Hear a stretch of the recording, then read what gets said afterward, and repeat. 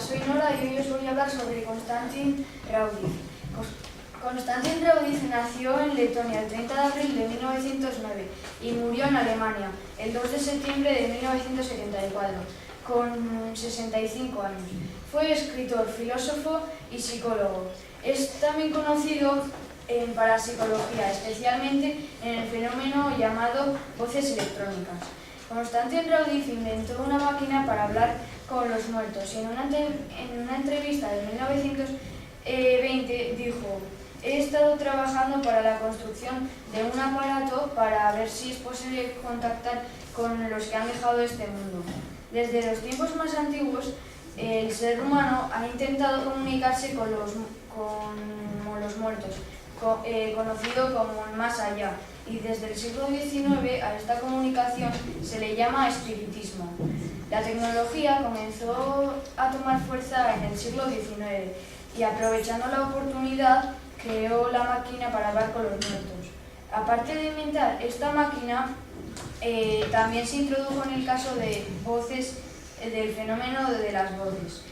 Investigadores de la Ejecutiva Videoproducciones, o también llamada EVP, que son los investigadores de la muerte de Konstantin Raudiv.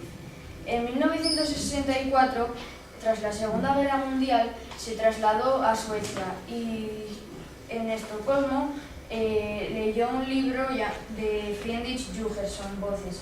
Impresionado con la lectura, se las arregló para contactar con el escritor y a pesar de todos los esfuerzos que hicieron,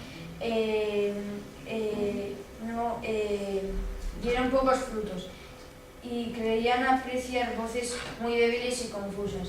Una noche, según relata el propio Raudiv, estaba escuchando unas grabaciones de unas voces y estuvo escuchándolas una y otra vez hasta que al final consiguió distinguir las palabras de una mujer que preguntaban en alemán: ¿conoces a Margaret Konstantin?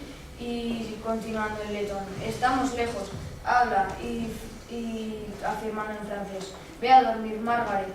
Y Raudiv expresa seguido: estas palabras causaron una profunda impresión en mí porque Margaret Konstantin era la secretaria de la mujer de Konstantin y murió en 1965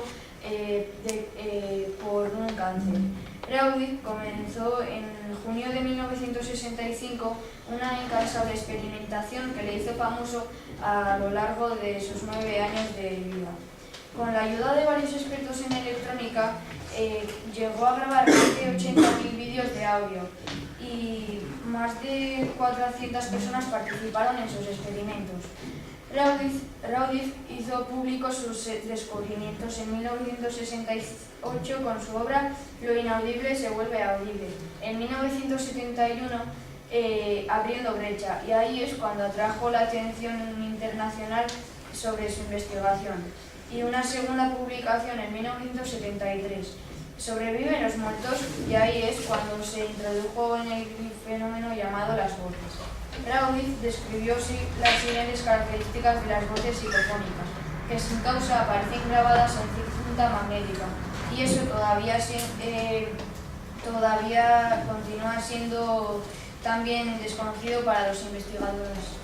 1. Las entidades hablan muy rápido, con una mezcla de 5 o 6 idiomas algunas veces en una frase. 2. Hablan en un ritmo característico que parece ser forzado. 3. El modo rítmico que hablan parece acortado, estilo telegráfico. Y 4. Probablemente estas frases u oraciones sean evitadas las reglas gramaticales.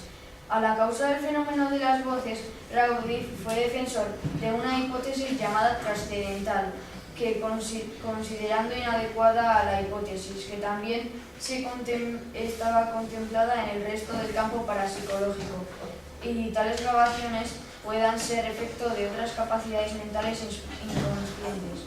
En 1976 apareció la obra Der Fall Welesitis, que expone una investigación llevada a cabo por Raudiv.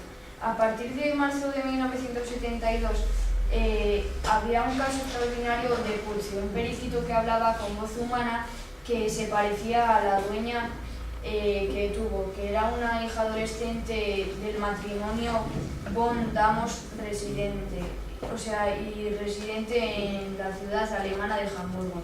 Y si alguien quiere ver más de su vida, pues la localidad de Asune está en el sureste de Letonia y ahí está el Memorial Room of Konstantin Raudive, que reúne textos y objetos relativos a la vida de obra y personalidad. Y esto es todo.